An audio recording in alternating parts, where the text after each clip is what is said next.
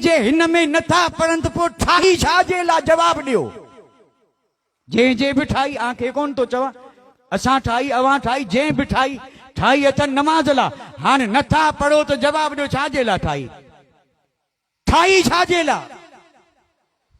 अगर ठाई आए नमाज ला तो अचो नमाज पढ़ो ऐं जे न पढ़ंदा तो ही पिटंदी।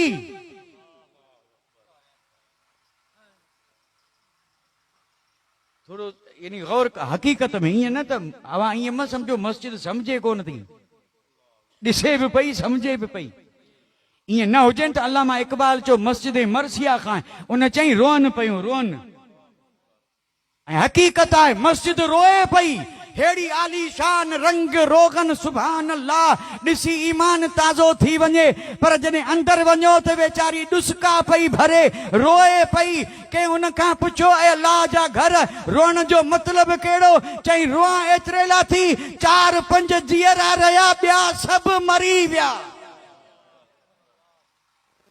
मस्जिद चए थी 5 जेके अचन पिया न इहे ई रहिया ॿिया त वेचारा गुज़ारे विया रोआ न तो छा करियां। मस्जिद मरसिया खां है कि नमाज़ी न रहे वो साहिब औसाफ़ हिजाज़ी न रहे यानी उहे जेके हिजाज़ी वसफ़न वारा हुआ जेके जंग में भी नमाज कोन छॾंदा हुआ तलवारूं हलंदियूं पियूं तीरन जी झनकार तलवारन जा हीअं नेज़ा ऐं भालन जा जेके ढक पिया लॻंदा हुआ पर नमाज जो वक़्तु आयो आ गया घर ऐं लड़ाई में वक़्त नमाज किबला रूह के सजदा रेज़ हुई कौम हिजाज एक ही सफ में खड़े हो गए महमूद अयाज न कोई बंदा रहा न बंदा नवाज तो अर्ज पियो करियां मस्जिद असां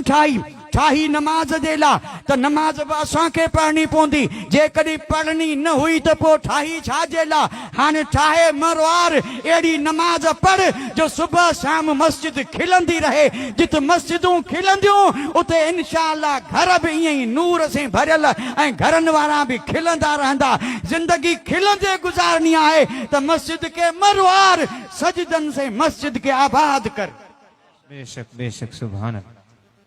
ही समुंड आहिनि समुंड जंहिंजे बारे में शाह चयो सेवा कर समुंड जी ही समुंड आहे सेवा कर समुंड जी जित जर वहे पियो जाल